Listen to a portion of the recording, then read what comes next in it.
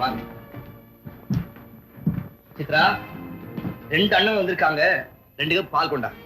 உட்காரு. பரவாயில்ல. என்ன இன்னைக்கு ஏட்டையாவோட நகர சோதனை ஏதாவது விசேஷமா? வாங்கண்ணே. நல்லா இருக்கேம்மா. கல்யாணம் ஆச்சுன்னு கேள்விப்பட்டேன், சொல்லவே இல்லையே. சந்தர்ப்பம் அப்படி இருந்தது, சொல்ல முடியல, மன்னிச்சுக்கம்மா. பால் சாப்பிடுங்க. இன்னைக்கு வேண்டாம்மா. ஏன்? அம்மாடி, பால் சாப்பிட்ட வீட்டுக்கு பாதகம் செய்யக்கூடாதுன்னு சொல்லுவாங்க, அதனால தான்மா. என்ன சொல்றீங்க? மிஸ்டர் ரமேஷ். சுந்தர், என்னங்க அது? வாரண்ட். வாரண்டா? எதுக்கு? என்ன கைது செய்யறதுக்கு. கைது செய்யறதுக்கா? உங்களையா? அண்ணா, என்ன விளையாடுறீங்க? சின்ன வயசுல நான் உன் கூட விளையாண்டேன், இப்ப விதி என் கூட விளையாடு. அண்ணா, என்னண்ணா உன்னை நல்லா இருக்கியாமான்னு கேட்டுட்டு அவரை கைது செய்ய வந்திருக்கோன்னு சொல்றீங்களே, இது உங்களுக்கே நல்லா இருக்கா? அண்ணா அண்ணா, இன்ஸ்பெக்டர் சுந்தர் தங்கச்சி வீட்டுக்கு வரிசையோட வந்தாலும் வருவானே தவிர வாரண்டோட வரமாட்டான்னு அன்னைக்கு சொன்னீங்களே, இப்ப வந்துட்டீங்களே அண்ணா. அப்படி என் புருஷன் என்ன குத்தம் செஞ்சாரு? கொலை குற்றம். யார் சொன்னது? சந்தர்ப்ப சாட்சியங்கள். இல்ல, நான் இதை நம்பவே மாட்டேன். நம்பிக்கை வேற, சட்டம் வேற. என் கண்ணனா இதை சொல்றது? இல்ல, இன்ஸ்பெக்டர் சுந்தர். அண்ணா, அவரை கைது செய்ய நான் அனுமதிக்கவே மாட்டேன். தங்கச்சி அண்ணனை தடுக்கலாம், ஆனா குற்ற சாட்டப்பட்டிருக்கிற ஒருத்தருடைய மனைவி ஒரு போலீஸ் இன்ஸ்பெக்டருடைய கடமையை தடுக்க முடியாது. சித்ரா, என்ன தைரியம் உங்களுக்கு? நாக்க அடக்கி பேசு. எங்க உடம்புல இந்த உடை இருக்கும் போது யாரா இருந்தாலும் இதுக்கு உரிய மரியாதையை கொடுக்கத்தான் வேணும்.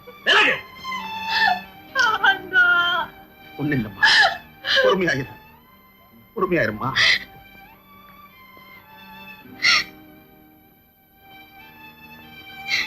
எங்க அண்ணனை பாத்தீங்களா? தங்கச்சி கையில தங்க விலையில போட்டுட்டு மச்சர கையில இரும்பு காப்பு.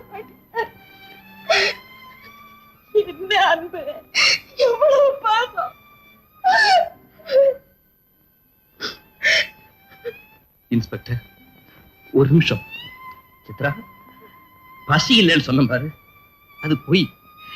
ஏதோ ஒரு அசம்பாவிதம் நடக்க போற அறிகுறி என் மனசுல பட்டது, அதனாலதான் அமைதி இல்லாம இருந்தேன். இன்ப கொந்தளிப்போட நீ நெருங்கினப்போ என்ன கொஞ்சம் தனியா இருக்கு விடுன்னு சொன்ன பாரு, அதுக்கு இது தண்டனை. இப்ப இந்த மல்லிகை எடு.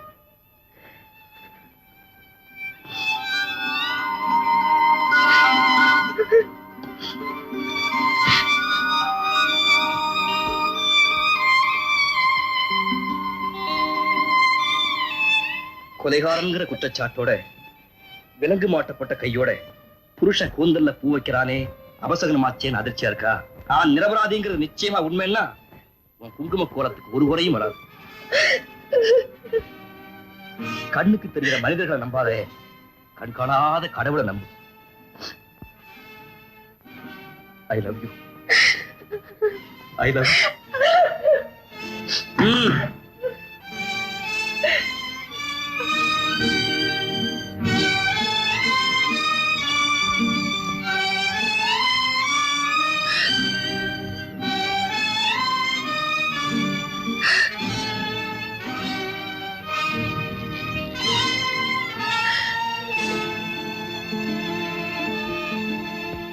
மாண்புமிகு நீதிபதி அவர்களே, நான் மாசிலாமணியை போட்டோ எடுத்தது உண்மை.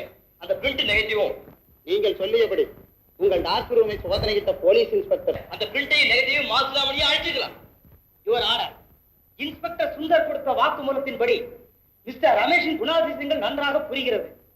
பத்திரிகையில் தாக்கி எழுதியதற்கு காரணமாக பலவருடைய வெறுப்புக்கும் விரோதத்திற்கும் ஆளாயிருக்கிறார் மிஸ்டர் ரமேஷ். ரமேஷ் பேனாவினால் பாதிக்கப்பட்ட யாரோ ஒரு நபர் அவரிடம் சொல்வதற்காக தன்னுடைய ஆளை அனுப்பியிருக்கிறார். அப்போது நடந்த வாக்குவாதம் அல்லது அடிதடியினால் ரமேஷ் வெறிகொண்டு இந்த கொலையை செய்திருக்கிறார். ஆகவே இந்த குற்றத்திற்கு தகுந்த தண்டனை அளிக்கும்படி கடம் கோட்டார் அவர்களை கேட்டுக்கொள்கிறேன். இந்த வழக்கில் வருகிற 10ஆம் தேதி என்று தீர்ப்பு வழங்கப்படும்.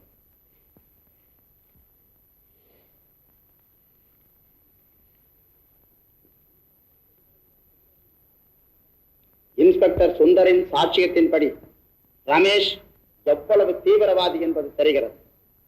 புகைப்படத்தையும் நெகட்டிவையும் மாசிலாமணி அளித்திருக்கலாம் என்று ரமேஷ் எதிர்பாராமல் நடந்த என்று கருதப்படவும் இடம் இருப்பதால் ஆயுள் தண்டனையை 5 வருட சிறை தண்டனையாக குறைக்க அரசாங்கத்துக்கு சிபாரிசு செய்கிறேன்.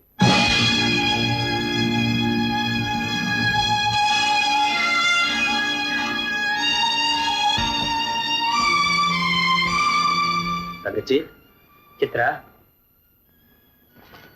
நீங்களா? உங்களுக்கு இங்க என்ன வேலை? அடி அவங்க அண்ணம்மா. யார் சொன்னது? நீங்க போலீஸ் இன்ஸ்பெக்டர்.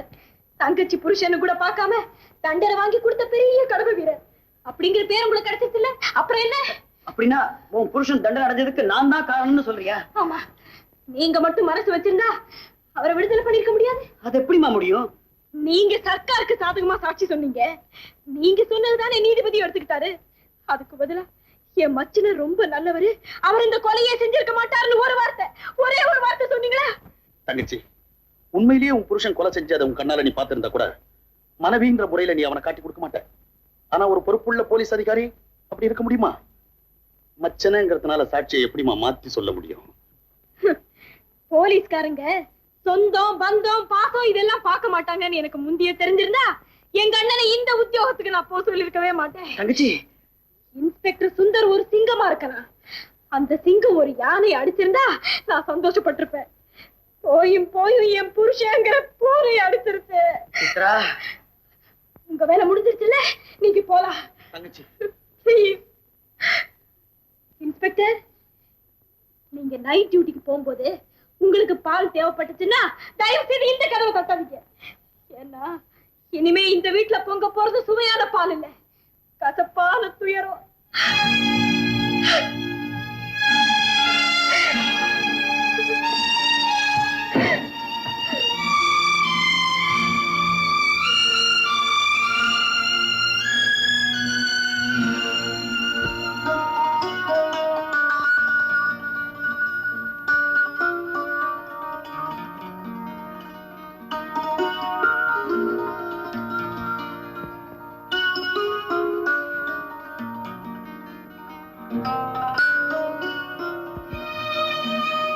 தங்கச்சி, நான் வரலாமா? நீங்க எப்பவுமே வரலாம்னா, ஆனா இந்த காக்கி ட்ரெஸ்ஸோட வர்றதா எனக்கு பிடிக்கல. நீ இப்படி சொல்ற? இந்த ட்ரெஸ்ஸோட இருந்தாதான் என் பொண்டாட்டி என்ன மதிக்கிறா, இல்லன்னா போட்டு மிதிக்கிறா. இந்த அம்மா பணம் எதுக்குன்னா? செலவுக்கு வச்சுக்கமா. ரொம்ப தேங்க்ஸ். உங்க அண்ணன் கொடுத்தாருமா. யாரு? இன்ஸ்பெக்டரா? ஆமாம்மா, இதே மாதிரி மாசம் மாசம் 100 ரூபாய் உன் செலவுக்கு கொடுக்கறதா சொல்லி விட்டார். அண்ணா, அவர் லஞ்சம் வாங்கினா அது எவ்வளவு பெரிய குற்றமோ அதே மாதிரி அவர்கிட்ட நான் பிச்சை வாங்கினா அது பெரிய கேவலம்னு நான் சொன்னதா சொல்லி இது அவர்கிட்டயே கொடுத்துருங்க. மா மடி, நான் சொல்றத கேளுமா. நான் சொல்றது நீங்க செய்யுங்கண்ணா. என்னம்மா? இந்தாங்க. என்னம்மா இதெல்லாம்? என் கணவரை கைது செஞ்ச அதே கைதா இந்த வளையல எனக்கு போட்டுச்சு. இது என் கையில கிடக்கிறது என் மனசு உறுத்துது. இதையும் கொண்டு போய் அந்த இன்ஸ்பெக்டர் கிட்ட கொடுத்துருங்க. இருந்தாலும் உனக்கு இவ்வளவு ரோஷ உணர்ச்சி கூடாதுமா. ஏன்னா ஒரு இன்ஸ்பெக்டருக்கு அவ்வளவு கடமை உணர்ச்சி இருக்கும் போது இந்த ஏழைக்கு கொஞ்சமாவது ரோஷ உணர்ச்சி இருக்காதா? உங்க பாக்கெட்ல ஏதாவது சொந்த பணம் வச்சிருக்கீங்களா? இருக்குமா, இன்னைக்கு தான் நான் சம்பளம் வாங்கினேன். எவ்வளவுமா வேணும்? 50 ரூபாய் கொடுங்க. தமிழ் முறையில ஒரு தையல் மிஷின் வந்திருக்கு, அது வாங்கத்தான். ரொம்ப சந்தோஷமா. போதுமா? நன்றி அண்ணா. யாருக்கு யாருமா நன்றி சொல்றது? இது என்னுடைய கடமைம்மா. தங்கச்சி, என்ன மன்னிச்சுக்கோ. கடமைன்ற வார்த்தை தான் உனக்கு பிடிக்கவே பிடிக்காது. அண்ணா, இந்த பணம் எனாம் இல்ல, கடன். மறந்துடாதீங்க.